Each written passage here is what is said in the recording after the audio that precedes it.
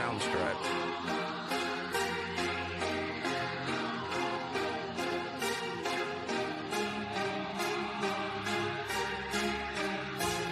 Soundstripe.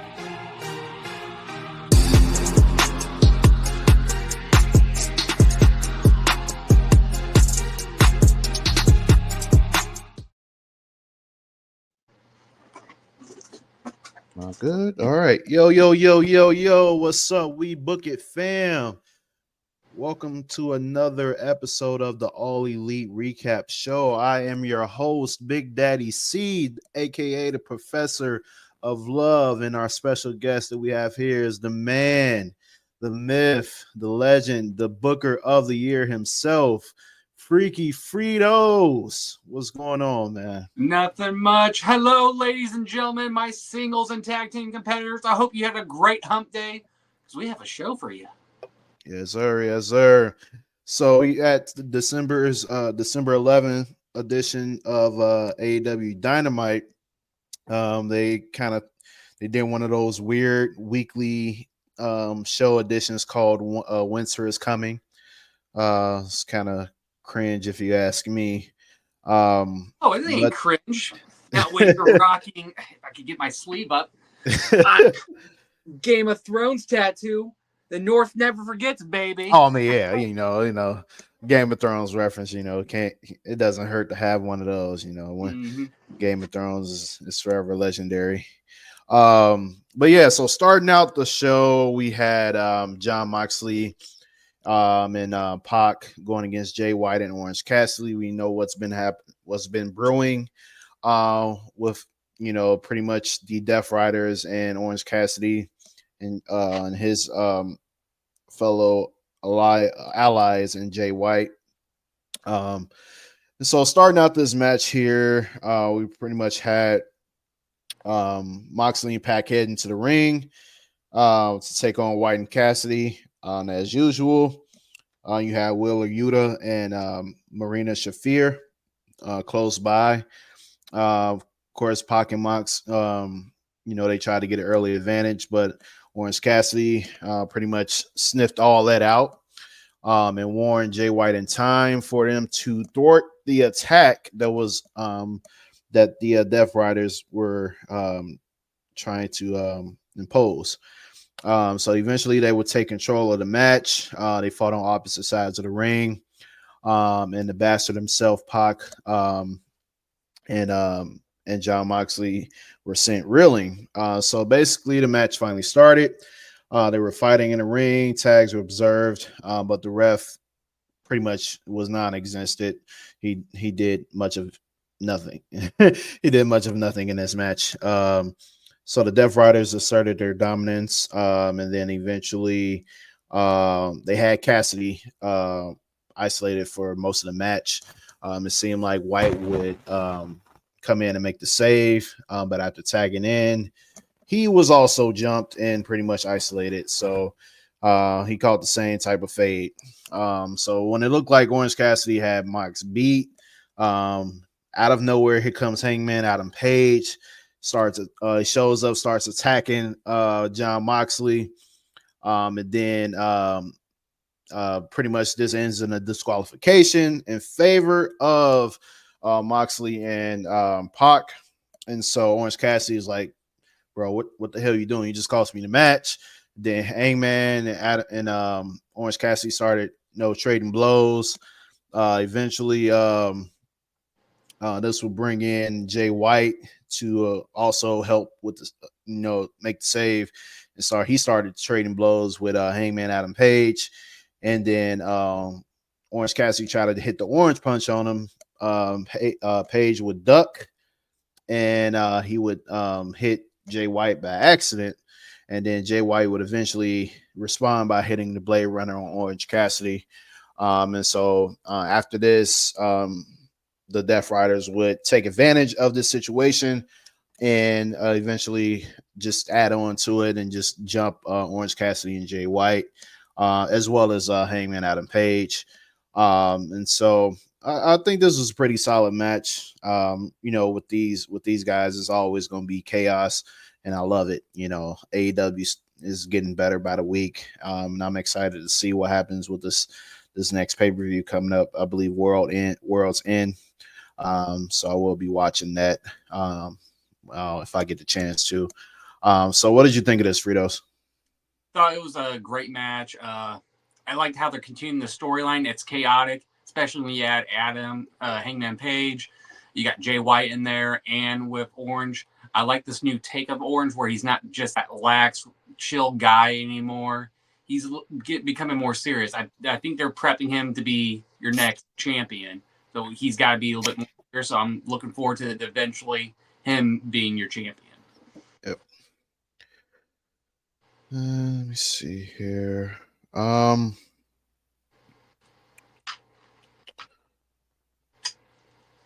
Next up, we have Claudio Castagnoli versus Will Ospreay.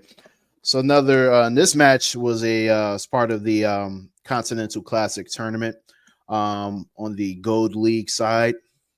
So this match, these two guys, man, there's bound to be some 5-star match material with these two guys here. So prior to there was a backstage segment with the Death Riders, Christian Cage. After that, he will give a promo from the stands expressing his displeasure with the AEW title situation. And out of nowhere, here comes Hook popping up like the thief of the night. He breaks the glass on the door and starts kicking Christian's ass in the skybox section. And then he will pretty much kick his ass until Nick Wayne and Kip Sabian shows up for the save. And then we head into the match.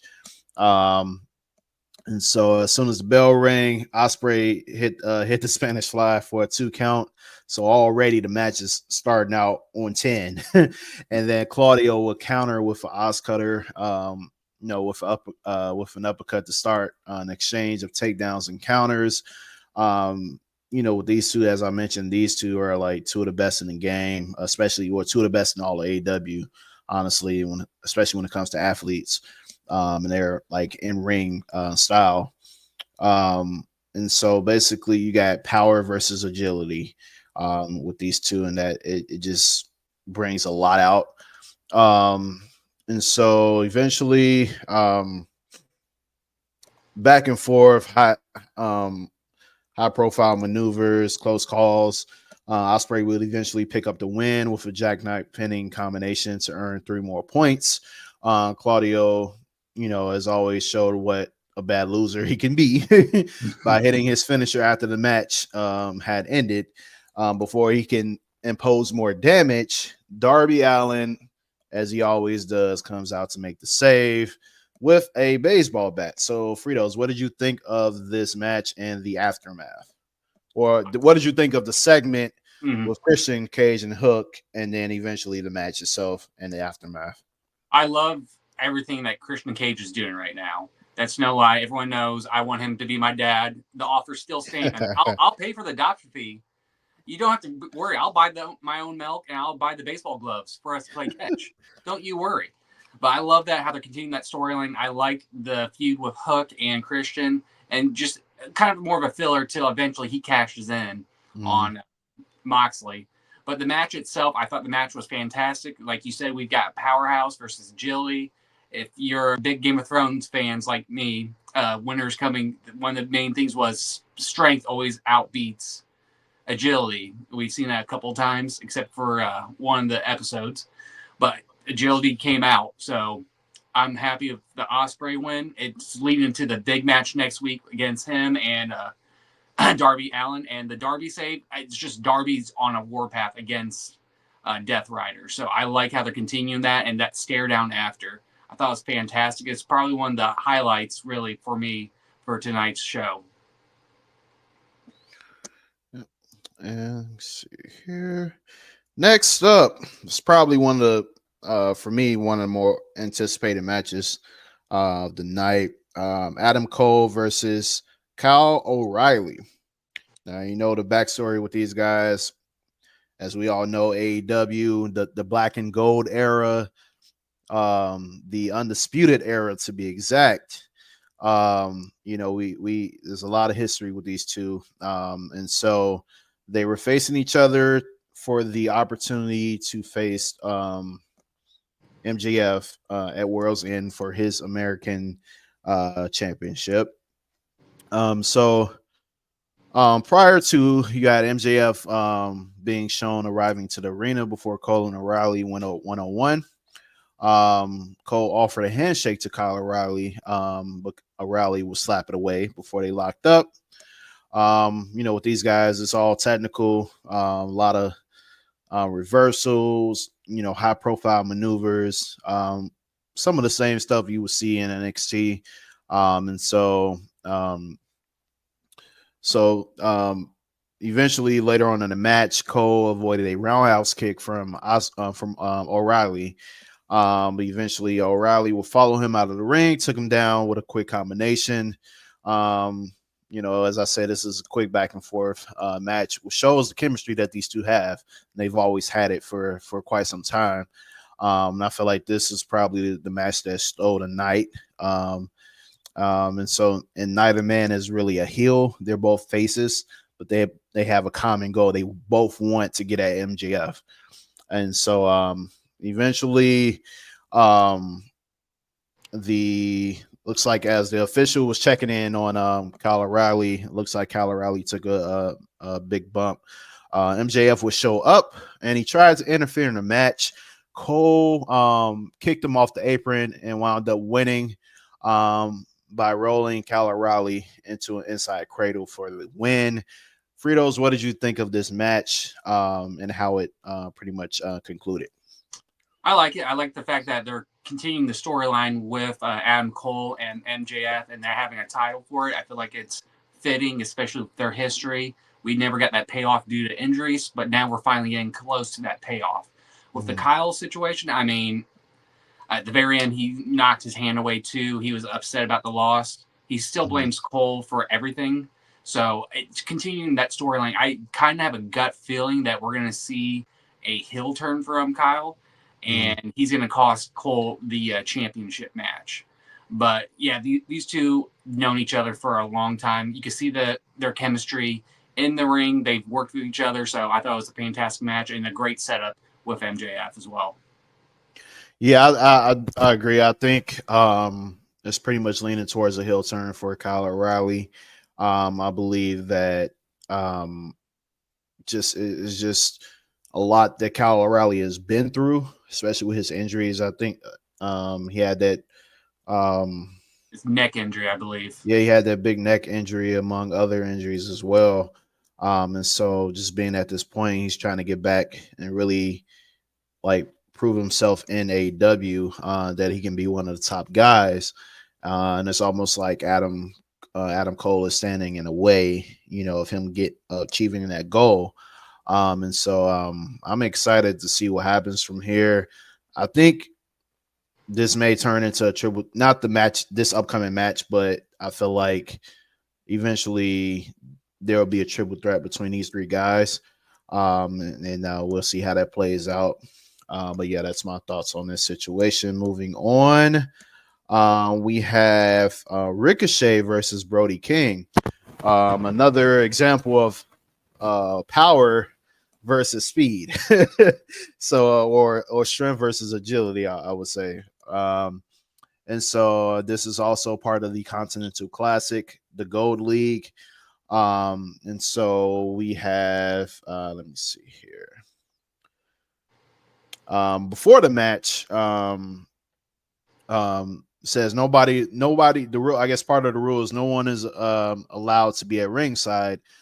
Ricochet flashed MVP's card during the interview. So it's almost like he implied that there's some alliance that's going to be brewing at some point, with him and the Hurt Syndicate. I almost said the Hurt Business, but the Hurt Syndicate. We have someone. We have someone joining the stage here. Who? The man. Who? The man himself. Virgil. Hi, Virgil, what's going on, brother? Yes. Hey guys. Yeah. So yeah, we just going through the card, man. Just talking about just giving the highlights of the show. Right now, we're talking about the match between Ricochet and Brody King for the Continental Classic tournament. It's part of the Gold League side of the tournament itself. So basically, yeah, Ricochet flashed MVP's card during the interview prior to the match. So he kind of implied that there may be some alliance coming up soon. So during the match itself, you had Brody King pretty much imposing his power on Ricochet throughout the match. And so Ricochet had to adjust and regroup and think of a new strategy. He tried to do a chop, which, I mean, not effective coming from him. And so the former trios champ and Brody King pretty much dominated Ricochet during the break. Ricochet tried to make a comeback during the match, only to get dropped on his head with a German suplex. This was a one-sided fight throughout the throughout. This was a one-sided affair, and Brody King was imposing his will. After hitting his head on an exposed turnbuckle, Brody King seemed pretty easy. It seemed like it was pretty easy pickings for Ricochet, who started getting some heel heat as he set up for the Spirit Gun to get the win and earn himself 3 points for this tournament here. So we're gonna start with Fritos. What did you think of this? Thought the match was all right. I'm just over Ricochet. I mean, I'm just over him. But I've been saying it for a while. He needs to have a manager. If he's having an alliance with the Hurt Syndicate, I think MVP would be the best candidate for a manager for him. Get that man off the mic and just let MVP handle everything on the mic for him. Yep. Let him do the stuff in the ring, but just let MVP talk. But other than that, it is all right. Yeah. What about you, Virgil? Yeah, I agree. I agree with Fritos in the sense of he has no business talking on the microphone. What I would tell you is that this match itself just goes to show how hard hitting that he can be. And I like the fact that Tony Khan is trying to show that you can build around Ricochet. And he is viable as an athlete. I remember back to his days on Lucha Underground, and those were some fond memories for me of Ricochet back then and the stuff he was able to do, and how the show was basically for seasons at a time built around him. So he is a commodity. He does have a special skill set that can be that can be marketed, but at the same time, he has no business talking. So just don't have him talk. If you haven't joined the Hurt Syndicate, he will be okay. Especially if you end up teaming him and Shelton Benjamin together to win tag team gold. I think that would be a great idea. So, yeah, I think for the most part, I don't know. It's just it seems like with Ricochet, like I feel like you just let him do, like just let him do his talking in the ring. He's like one of those few superstars where his talking is best done in the ring. Doesn't like I feel like you only let him talk when he's like super angry, pissed off, like all right, it's all out war or something like that. Like, but in terms of like trying to cut a full promo on another wrestler, I feel like he's not best for that. I feel like it's just like one of those things like I want this guy in this one-on-one match now, and then that's it. Like that's all we need. Like as we talked about before, less is more. So yeah, that's my thoughts on it. I'm probably one of the few people that never did get into Luchador Underground. Like I feel like a lot of other people did. I was never one of those people. you missed out. See, a time was had on watching Lucha Underground, bro. Was this prior to NXT? Like before NXT became Black and Gold? Kind of around the same time. I feel like really Around the same time. Okay. Yeah. Okay. All right. Yep. So moving on, we have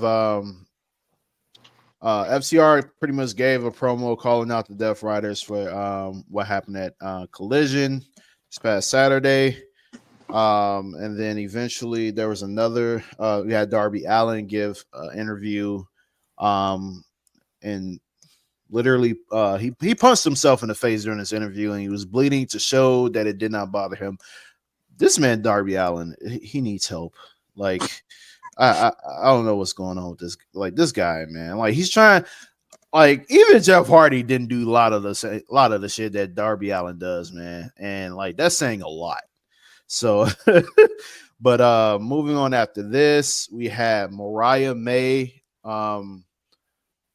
We actually, you know what? I skipped a part. So during that promo with FTR, it was interrupted by Moxley and pretty much the Death Riders were jumping Orange Cassidy, and and they FTR would eventually pop in and make the save. I think one of them had the like a steel pipe, and that was pretty much it. And Death Riders walked away.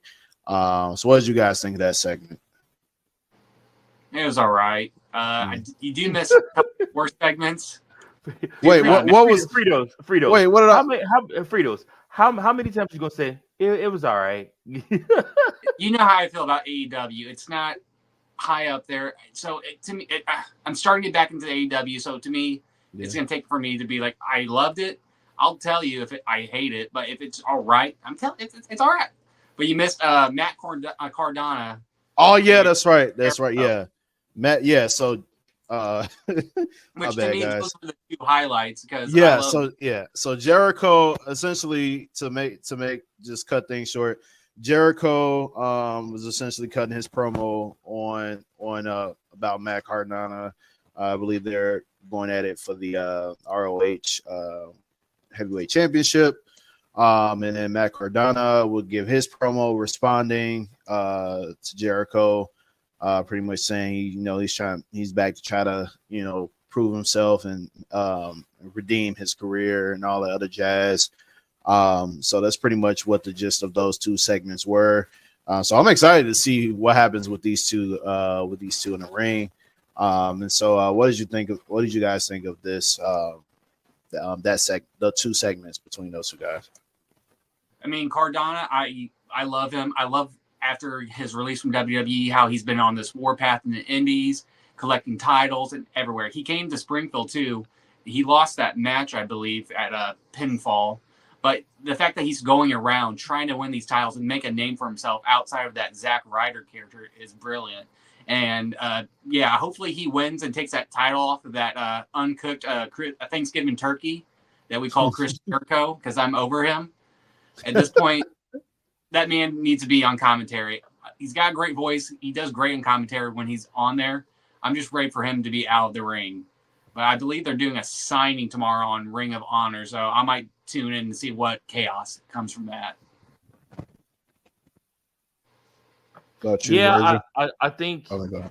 I think for me, what I'm looking at is Matt Cardona can be box office. I would really love for him to show up in WWE as Matt Cardona and fight for that and fight for that hardcore championship there. I think that would be such a cool moment for him. His wife is there working for the company. I know he still talks to Triple H. I know that there's a door for him that's still open there. It may not be as open. He may not be able to do all the crazy stuff that he wants to do, but I do believe that there is a door open there for him and an opportunity for money to be made. And if it makes money and it makes sense, Triple H will do that deal. And we all know that. So we've seen it plenty of times before. But as far as this match with Jericho, I expect it to be blood, gore. Those are the kind of matches that Jericho can put on now. Just those types of, it's almost like a fight, not necessarily a match. But I mean, again, this is kind of what we've come to expect from him. Yep. So for our main event, we have Mariah May, the AEW Women's World Champion, going against Mina Shirakawa for the AEW Women's Championship. So you had an angry Mina quickly unloaded on just pretty much giving her a array of slaps and punches. The champion was caught off guard as the challenger started working on her leg, pretty much giving her a all the work on the leg injury there. For the first 5 minutes, Shirakawa was pretty much controlling the pace, and dishing out as much punishment to May that she could, submissions, any submissions to her leg that she possibly could. Then we returned from commercial break to see Mariah May taking control of the match.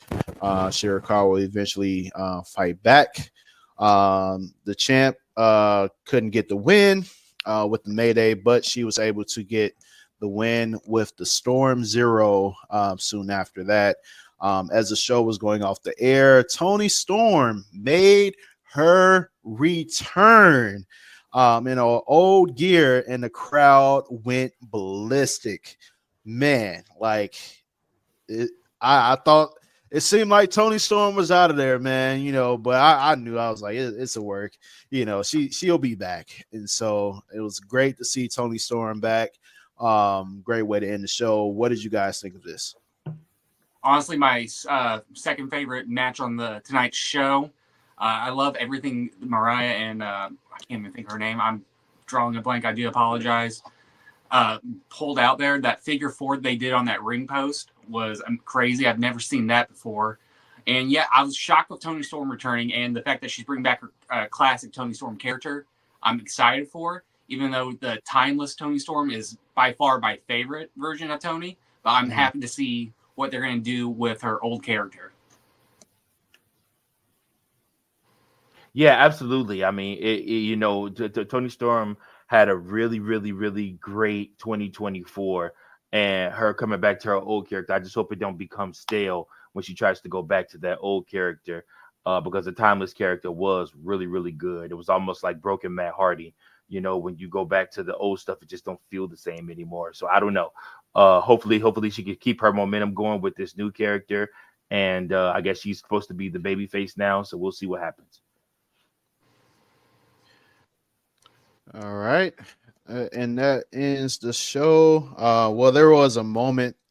There was a segment during the show where Mercedes Moné, she didn't know what state that they were in, which is kind of like a comedic moment there. But outside of that, what would you guys grade this show for tonight? I give it a B-. Same. It would almost go to a B+. If, some of the backstage stuff was a little bit better, but I mean, it's AEW. Some of the writing's still getting fixed, but Tony really saved it for me. Yeah, I give it a solid B simply because, you had that match itself along with, the start off with the show with the tag match, and then and Claudio versus Claudio versus Will Ospreay. So it was pretty decent matches on the card. So I give it a solid B. All right, and that ends the show. Thank you all for tuning in to the All Elite Recap show for this week. Continue to like, share, and subscribe to the We Book It podcast on all social media platforms, as well as our YouTube channel, We Book It Wrestling Podcast channel. And I am your host, Big Daddy C. We have our guest Fritos and our guest Virgil, and we are signing out. Catch you all. Catch Virgil tomorrow for the TNA recap show, and then we'll catch you on Friday for the SmackDown Throwdown. Is that what we're officially calling it? Yep. The third rebrand, baby. The third. Yes. for the SmackDown Throwdown, and then eventually on Sunday our main episode podcast for the We Book It podcast. Catch us then. So thank you all for tuning in again. We'll catch y'all later. Peace.